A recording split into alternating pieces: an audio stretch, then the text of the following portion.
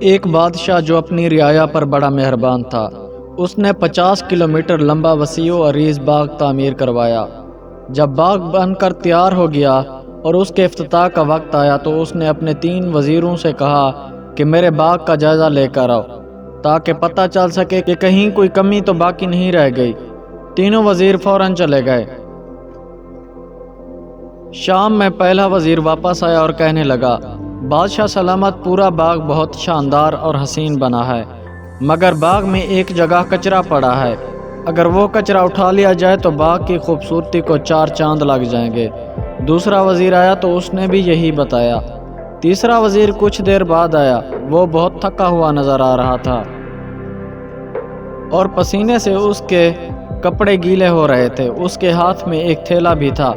اس نے بادشاہ کو بتایا کہ بادشاہ سلامت، باغ تو بہت عالیشان بنا ہے، مگر مجھے باغ میں ایک جگہ کچرا پڑا نظر آیا، جس کی وجہ سے باغ کی خوبصورتی ماند پڑ گئی تھی۔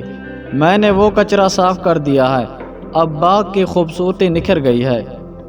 اور وہاں یہ ایک تھیلا بھی تھا، شاید کوئی بھول گیا ہوگا۔ بادشاہ یہ سن کر مسکرانے لگا اور بولا، یہ کچرا میں نے رکھوایا تھا، اور یہ تھیلا بھی، اس تھیلے میں پیسے ہیں جو تمہارا انعام ہے، اور تم آج سے میرے خاص وزیر ہو۔